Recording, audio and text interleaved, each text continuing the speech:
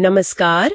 आज हम एक विशेष स्रोत की गहराई में उतर रहे हैं। जी हाँ, ये ब्रह्मा कुमारीज के ज्ञान मुरली का एक अंश है। और इसका जो मूल विचार है वो सचमुच चौंकाने वाला है। हाँ, कि केवल याद के माध्यम से विश्व का राज्य प्राप्त करना। सोचिए जरा, परमात्मा से राजयोग सीखकर दुनिया का मालिक बनना। बिल्कुल। इस लेख के अनुसार ये विचार तो पहले किसी के ख्याल ख्वाब में भी नहीं था। हाँ, मतलब ये कोई जटिल पूजा पाठ या कर्मकांड वाली बात नहीं है। इसे एक सीधी साधी पढ़ाई बताया गया है। जी, एक पढ़ाई जिससे विश्व की बादशाही मिलने की बात है।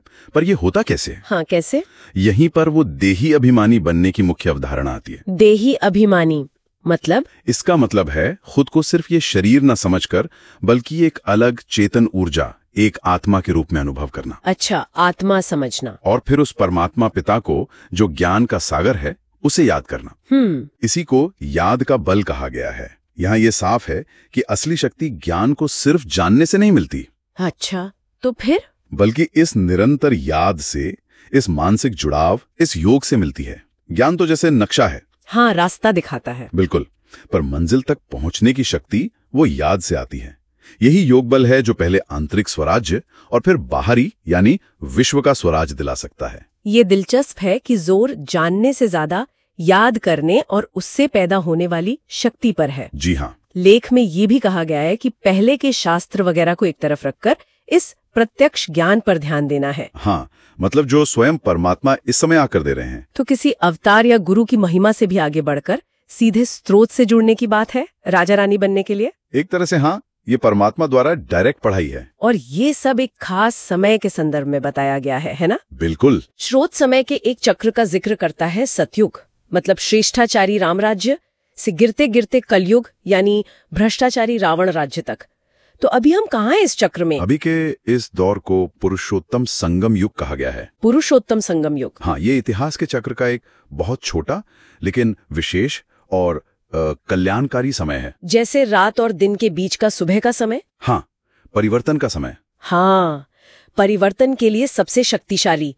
इसी समय परमात्मा स्वयं आकर राजयोग सिखाते हैं ताकि मनुष्य पतित अवस्था से उठकर नर से नारायण और भ्रष्टाचारी से श्रेष्ठाचारी बन सकें। नर से नारायण। और इसी संदर्भ में सृष्टि नाटक के 84 जन्मों का ज्ञान दिया गया है। अच्छा, 84 जन्म? ये शास्त्रों में जो 84 लाख योनियों की बात आती है उससे अलग है। हाँ, यहाँ उसे गपोड़े भी कहा गया है, शायद इसलिए कि 84 जन्मों का चक्र एक समझने लायक व्यक्तिगत यात्रा का नक्शा देता है, न कि एक अनंत डराने वाला विस्तार। तो ये परमात्मा द्वारा दी जा रही सीधी पढ़ाई है, जैसे कोई ईश्वरीय यूनिवर्सिटी कह सकते हैं। स्रोत सुबह सुबह, जिसे अमृत वेला कहते हैं, जी, उस समय याद के अभ्यास पर बहुत जोर देता है। जी, वो समय बहुत महत्वपूर्ण माना गया है। लेकिन ये राह आसान नहीं लगती। लेख में बच्चियों के अनुभव है कि कैसे परिवार वाले इसे कोई जादू टोना समझकर विरोध करते हैं, पढ़ने नहीं देते। हाँ, ये व्यवहारिक चुनौतियां तो हैं। तो क्या स्रोत इस प्रतिरोध से, मतलब इस विरोध से निपटने के तरीके भी बताता है? बिल्कुल, इसे माया पर जीत पाने का युद्ध का मैदान कहा गया है। युद्ध का मैदान? हाँ, यहाँ प्रतिरोध बाहरी भी है, जैसे परिवार का विरोध, और आंतरिक भी। आंतरिक मतलब? मुख्य आंतरिक शत्रु काम विकार यानी देह अभिमान से जुड़े आकर्षणों को बताया गया है। और लक्ष्य है पावन यानी पवित्र बनना। पवित्रता? हाँ, पवित्रता को ही सुख शांति की जननी माना गया है। इसीलिए आत्मनिरीक्षण मतलब खुद को जांचना बहुत जरूरी हो जाता है। खुद से पूछना कि क्या हम लक्ष्मी नारायण जैसे सर्वगुण संपन्न देवता बनने लायक बन रहे हैं? क्या हमारे अंदर अभी भी कोई अवगुण, कोई गुस्सा, लोभ या अहंकार छिपा है? जैसे क्षमा पर कई तरह के कीड़े आते हैं ना। हाँ, परवानी। कुछ जल मरते हैं, कुछ सिर्फ चक्कर लगाकर चले जाते हैं। वैसे ही इस ज्ञान मार्ग पर भी अलग अलग लगन वाले लोग आते हैं।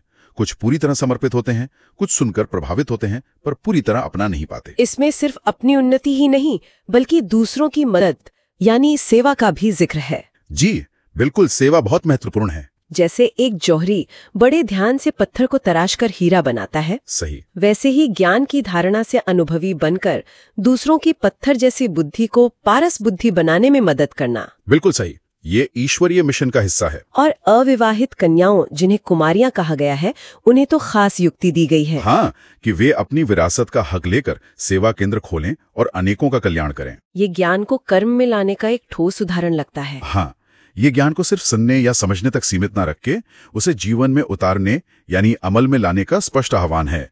अपनी पत्थर बुद्धि को बदलकर पारस बुद्धि बनाना और दूसरों को भी प्रेरित करना। तो लक्ष्य सिर्फ व्यक्तिगत मुक्ति या उन्नति नहीं है? नहीं, लक्ष्य पूरे विश्व का परिवर्तन है। रावण राज्य को समाप्त कर राम राज्य की पुनर्स्थापना। लेख ये भी संकेत देता है कि जो आत्माएं मूल रूप से इस दैवी विधान या धर्म की होंगी, वही इस ज्ञान को गहराई से धारण कर पाएंगी। तो अगर हम इस स्रोत का सार निकालें, आत्मा अभिमानी स्थिति में टिककर और परमात्मा की याद के योग बल से स्वयं को बदलना। हाँ, और विश्व का राज्य प्राप्त करना, यही मुख्य लक्ष्य है। और ये सब विशेष रूप से इसी पुरुषोत्तम संगम युग में संभव है, जब स्वयं भगवान शिक्षक बनकर ये पढ़ाई पढ़ा रहे हैं। बिल्कुल। और अंततः बात सिर्फ ये जानने की नहीं है कि परमात्मा शांति का सागर है या प्रेम का सागर है। तो फिर क्या? ताकि हमारे चलन और चेहरे से परमात्मा प्रत्यक्ष हो। ज्ञान के साथ साथ इन दिव्य गुणों की अनुभूति और धारणा पर गहरा बल है। ये स्रोत जाते जाते एक गहरा विचार छोड़ता है कि पवित्रता कोई बाहर से ओढ़ने वाली चीज नहीं, बल्कि हमारा आदि अनादि असली और निजी स्वरूप है। हाँ, हमारा ओरिजिनल नेचर। जब हम अपनी इस सहज आंतरिक पवित्रता को स्मृति में लाते हैं तो शक्ति अपने आप आ जाती है। सोचने वाली बात यह है कि इस सहज भीतरी पवित्रता को वास्तव में अपने हर संकल्प, बोल और कर्म में धारण करने और जीने का मतलब क्या हो सकता है। इस पर सचमुच मनन किया जा सकता है।